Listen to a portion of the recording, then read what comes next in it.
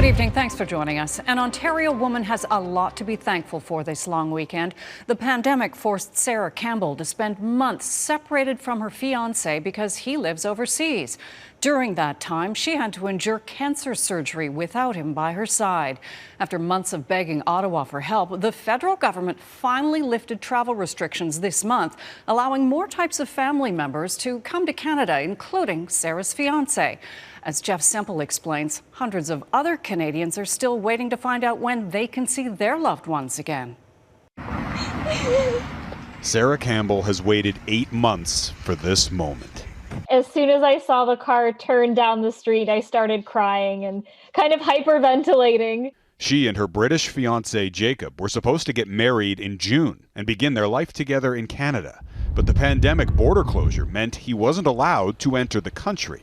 We realized, number one, that we would have to postpone our wedding. And number two, I found a lump on the side of my neck.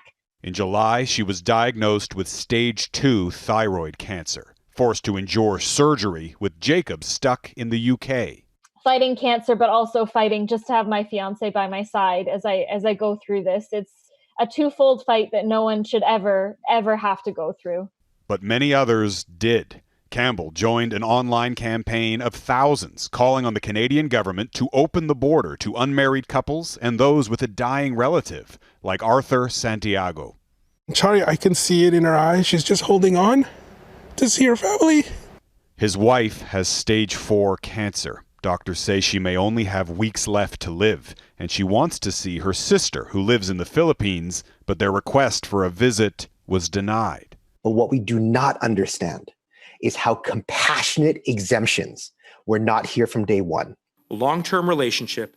Last week, the government finally changed the rules, now accepting applications from committed couples, extended family members, and others on compassionate grounds. The government has already received hundreds of applications. It's amazing because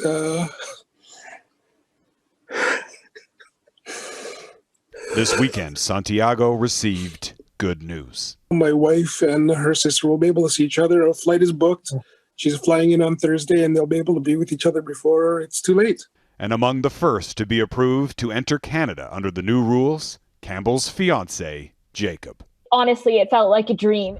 Her weak immune system meant she couldn't meet him at the airport, so she waited outside of her parents' house. I basically just launched myself at him. Yeah, I was sort of worried I was going to hit the tarmac.